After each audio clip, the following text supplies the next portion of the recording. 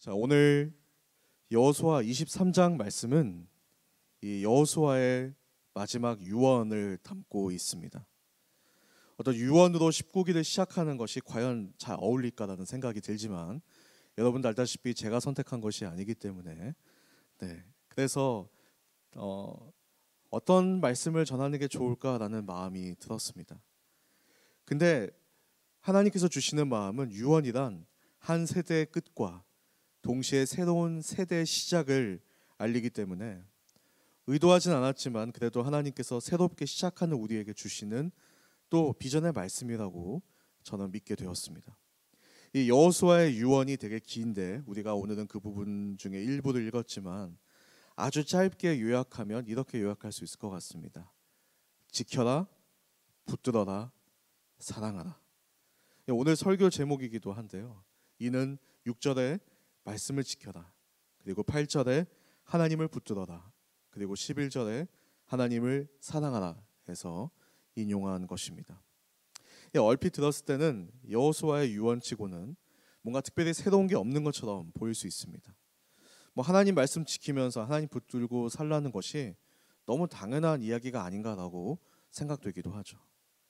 그러나 사랑하는 여러분, 진리는 매우 단순한 것입니다. 새로운 것이 아니라 변하지 않는 것이 진리의 진정한 가치인 것이죠. 진리는 어디에서나 적용됩니다.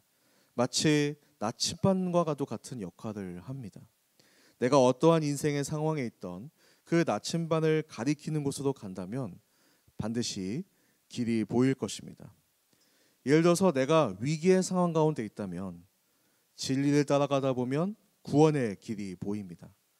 만약에 내가 기회의 상황에 있다면 진리를 따라가다 보면 성공의 길이 보이기 시작하는 것이죠.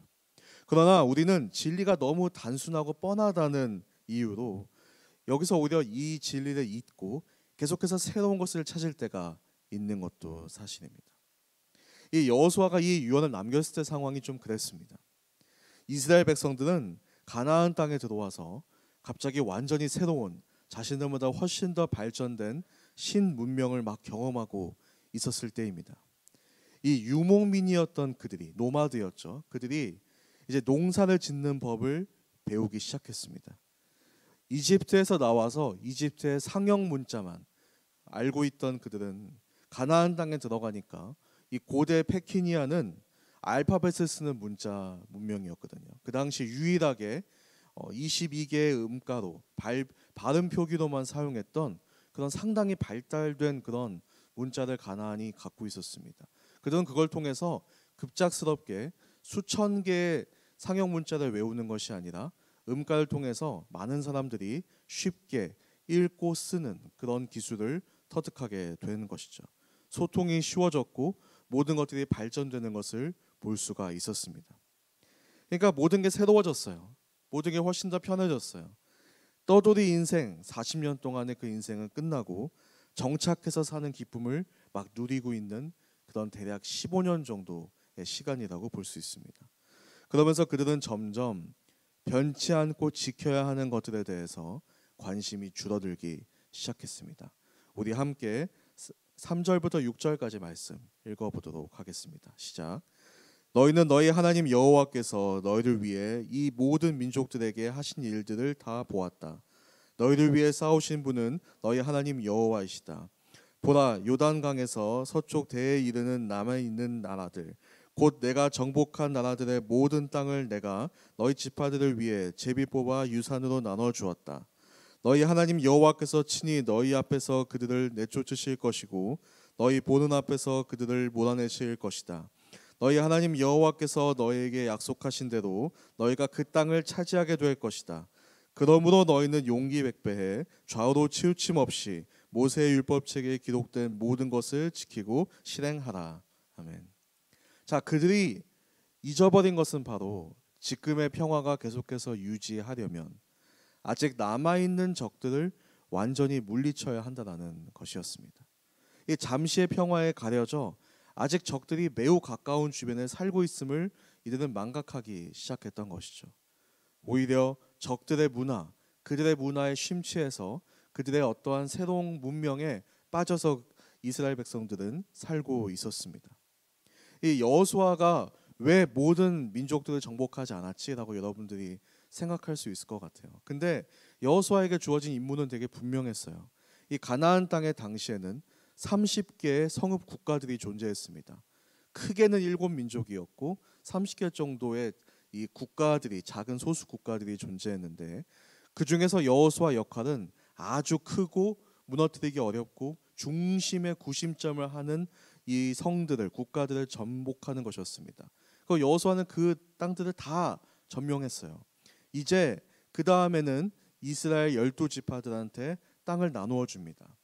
이제 그 지파들의 역할은 무엇이냐면 바로 아직까지 점령하지 못한 그 지파들이 가진 그 땅 안에 있는 그 소수 국가들을 점령하고 마무리하는 것이 이제 지파들의 남은 숙제였던 것이죠. 그래서 여기서 첫 번째 우리가 보았던 지켜라라고 하는 명령의 핵심은 하나님께서 사명으로 주신 그 가나안 땅 정복을 끝까지 이루어라, 그 주신 비전을 끝까지 따라가라라고 하는 의미도 함께 담고 있는 것입니다. 그러나 이미 여호수아가 이 유언을 할 때는 15년 동안의 전쟁은 더 이상 일어나지 않았어요. 사람들은 정착하기에 바빴고 더 이상 이제 정복 전쟁을 마무리하지 않았습니다. 그리고 여호수아가 이렇게까지 유언을 하고 죽었음에도 불구하고 정복 전쟁은 다시는 더 이상 일어나지가 않았습니다. 오히려 이런 질문을 해볼 수 있고 우리도 이런 질문을 할 수 있는데요. 왜 그들을 굳이 모두 몰아내야 하는가? 함께 평화롭게 살 방법은 없을까? 이런 생각을 현대인들도 이 말씀을 보면서 하기도 했습니다. 근데 사실 이미 일어난 과거이기에 결과론적인 이야기일 수 있지만 그들을 몰아내지 않는 것은 이스라엘이 할 수 있었던 가장 최대의 오판이자 실수였습니다. 그 남은 이들은 끝까지 이스라엘을 몇백 년 동안 괴롭히게 돼요. 계속해서 전쟁은 끊이지 않게 되고 계속해서 위협의 상황들이 다가오게 됩니다. 중요한 역사적 순간들마다 항상 그들은 발목을 잡았습니다. 그리고 수천 년이 지난 오늘까지도 누구의 영토인지에 대한 분쟁은 이어지고 있죠.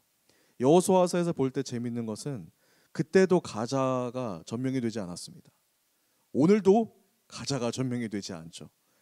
그러니까 이 이야기는 수천 년 동안에 계속 이어져 오고 있는 영토 분쟁의 시점이 바로 여기서부터였다는 것을 보게 됩니다.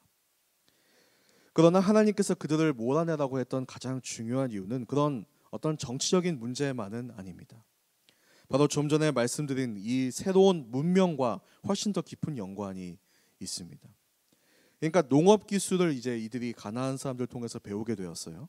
근데 배우면서 그들은 농업 기술만이 아니라 이 농업에 대한 우상 숭배가 함께 따라온 것을 보게 됩니다. 그러니까 기술만 전수받는 것이 아니라 농업이 가지고 오는 그 문화, 그 문화의 중심에는 종교 생활도 함께 있는 것이죠. 우리 여러분들이 잘 알고 있는 대표적인 가나안 우상이 누구죠? 바알입니다. 근데 바알은 어떤 우상인가요? 농업과 풍요의 신이죠. 근데 이스라엘 백성들은 이 여호와 하나님과 그리고 또 바알을 동시에 섬겼습니다. 근데 그들이 그 섬길 수 있었던 가장 중요한 이유는 그들에게 여호와 하나님은 이 유목민으로 살아갈 때 함께했던 신이자 동시에 국가를 세운 가장 큰 신으로 생각은 했지만 이제 가나안 땅에 들어왔으니까 농업을 시작하니까 이제 농업에 필요한 바알도 같이 섬겨야 된다라고 생각했던 것이죠.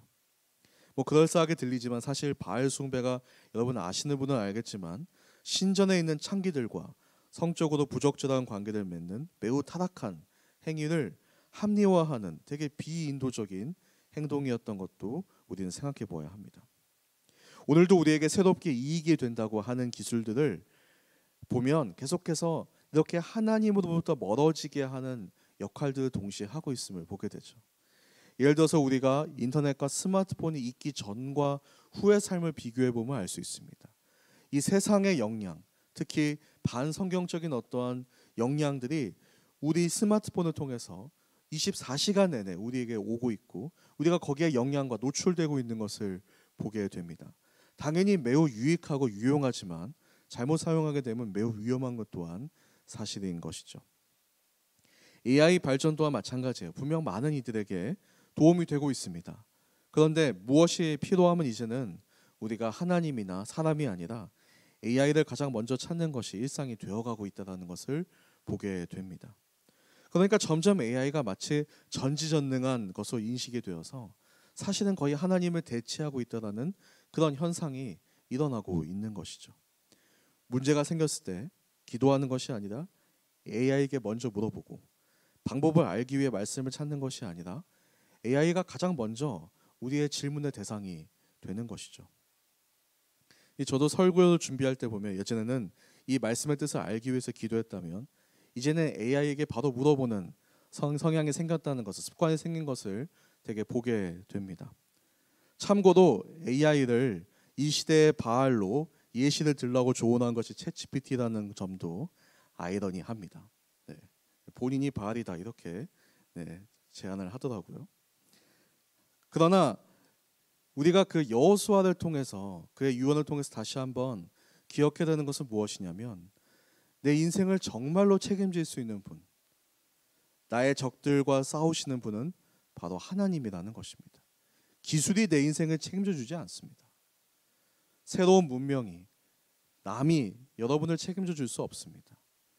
오직 이 모든 인생에 있는 난관을 이기게 하시는 분은 하나님밖에 없다는 것을 우리는 기억해야 되는 것이죠. 지금 여러분들이 처한 문제들이 있다면 그것을 가지고 여러분들은 가장 먼저 기도해야 되는 것입니다.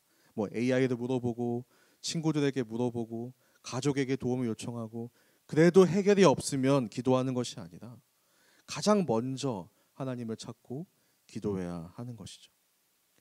도울 수 있는 사람들을 찾아가기 전에 먼저 하나님을 찾고 나아가십시오.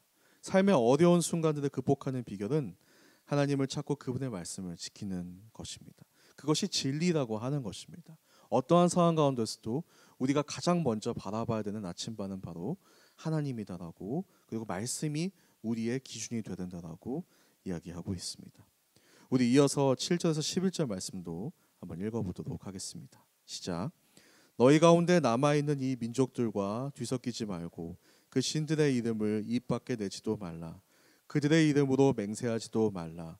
또 그들을 섬기거나 그들에게 절하지도 말라. 오직 너희가 오늘까지 행한 대로 너희 하나님 여호와를 굳게 붙들어야 한다. 여호와께서 크고 막강한 나라들을 너희 앞에서 쫓아내셔서 오늘까지 그 누구도 너희와 맞설 수 없었다. 너희 하나가 1000명을 내쫓게 될 것이다. 너희 하나님 여호와께서 너희에게 약속하신 대로 너희를 위해 싸우실 것이기 때문이다. 그러므로 너희는 마음을 기울여 너희 하나님 여호와를 사랑하라. 아멘. 여호수아가 다시 한번 우상 숭배에 대해서 경고를 하고 있죠. 근데 그 이유를 그는 9절에서 이스라엘 백성들이 그렇게 동경하고 대단하다고 생각하는 가나안 민족들을 정복한 것이 바로 자신들이라는 것을 다시 기억하게 합니다. 그러니까 지금 만약에 하나님께서 도우시지 않았다면 절대로 이길 수 없는 적들이었고, 하나님이 도우시지 않았다면 그들의 문명과 기술과 무기로는 절대 싸울 수 없는 족속들이었는데 그들이 하나님의 도움으로 이겼다는 것을 이제는 망각하고 오히려 그들의 문화 속에 빠져 있고 그 가나안이 대단하다고 생각하고 있는 이들에게 하나님께서는 경고의 말씀을 하시는 것이죠. 그래서 하나님께서는 오늘 말씀처럼 하나님께서 역사하시니까 어떤 일이 일어나냐면 이스라엘 백성 한 사람이 가나안 백성 1000명을 이길 힘을 주셨다는 것을 말씀하고 있습니다. 그렇기 때문에 너희들이 지금 여기에 정착해서 가장 큰 지배자로 이 땅에 살고 있는 것이 아니냐, 이것을 기억하라고 다시 한번 말하고 있는 것이죠. 가나안 민족들이 가지고 있었던 철병기, 전차, 신무기 등이 없었음에도 그들이 이길 수 있었던 것은 하나님의 능력이었다는 것, 그것을 기억하고 오직 하나님만 계속해서 섬길 때, 그분을 사랑할 때 우리의 인생의 앞길은 열릴 것이다라고 여호수아는 말하고 있습니다. 참 재미있는 점은 11절에 하나님을 사랑하라 라고, 이 사랑하라라는 단어가 여호수아서에서 처음으로 등장합니다. 근데 모세도 이 모세 오경 전체를 보면 가장 마지막 유언으로 설교할 때 처음으로 하나님을 사랑하라라고 하는 단어가 등장했습니다. 이 인생을 다 돌아보고 나니 모든 것을 다 경험하고 나서 할 수 있는 가장 중요한 말은 하나님을 사랑하는 것이 바로 인생에서의 우리가 기억해야 되는 단 한 가지라는 것. 그래서 항상 마지막에 등장하는 것을 볼 수 있는 것이죠. 모든 것을 경험하고 나니까 하나님을 사랑하는 것이 가장 중요했구나라고 생각되어지는 것입니다. 자, 여기서 우리는 중요한 진리를 하나 발견하게 되고, 그래서 여러분들이 좀 붙들고 나아갔으면 좋겠습니다. 전쟁은 여호와께 속하였습니다. 우리의 어려움과 환경은 그것을 해결해 주시는 분은 하나님이라고 분명하게 이야기합니다. 하나님께서 싸우실 것이다라고 하는 말씀 가운데는 이것이 하나님의 역할임을 하나님은 스스로 자처하고 있는 것이죠. 여러분의 문제를 해결하겠다고 하나님께서 말씀하시고, 여러분의 어려움들을 하나님이 나서서 앞장서서 이기고 해결하실 것이다라고 이야기하고 있습니다. 전 이게 되게 중요한 진리라고 생각이 되어져요. 내 인생의 목표는 내 앞에 놓여져 있는 문제를 해결하는 것이 아닐까? 라고 생각하면 우리는 살아가잖아요. 우리 앞에 놓여진 많은 도전들, 많은 문제들을 내가 어떻게 하면 해결하지? 그래서 우리가 기도할 때 어떻게 기도하죠? 하나님, 이 문제를 해결할 수 있도록 지혜를 주세요. 이 문제를 어떻게든 우리가 극복할 수 있도록 돕는 사람들을 주세요. 도움을 주세요라고 우리는 기도하지만 성경은 분명하게 말하고 있어요. 아니, 그것은 나의 역할이다라고 이야기하고 있습니다. 그것은 하나님께서 하실 것이다라고 말하고 있죠. 그렇다면 우리는 무엇을 해야 될까요? 바로 하나님을 사랑해야 합니다. 이것이 우리의 역할이다라고 이야기합니다. 우리 인생의 목적은 문제 해결에 있지 않습니다. 우리 인생의 목적은 하나님을 사랑하는 데 있는 것이죠. 말씀을 지키며 주신 사명을 잘 감당하며 끝까지 세상이 아니라 하나님을 붙들며 살아갈 때 우리 앞에 놓여진 모든 문제들이 우리의 힘으로는 절대 할 수 없는 많은 놀라운 역사들이 하나님께서 일으키시는 것을 경험하게 되는 것입니다. 천명이 해야 할 일을 혼자서도 해낼 수 있는 놀라운 지혜와 능력을 주실 것입니다. 그러니까 우리의 문제는 능력이 부족한 것이 아닙니다. 우리의 문제는 하나님으로부터 멀어져 있는 것이 문제이고, 세상의 많은 것들은, 많은 기술들과 많은 문명의 혜택들은 그 목적은 딱 하나에 있어요. 그들을 의지하고 하나님을 점점 더 적게 의지하고 멀어지게 하는 것이죠. 그래서 우리가 항상 뭐를 하든지 간에 이 일을 내가 함으로써 하나님과 더 가까워지느냐, 더 멀어지느냐, 이것이 삶의 기준이 된다면 많은 문제들 가운데서 여러분들은 올바른 선택을 하실 것입니다. 그래서 그분은 끝까지 놓치지 않고 붙들고 있는 것, 사랑하는 것이 우리가 유일하게 살 길임을 기억하시기를 바랍니다. 지켜라, 붙들어라, 사랑하라. 이 진리를 벗어나지 마십시오.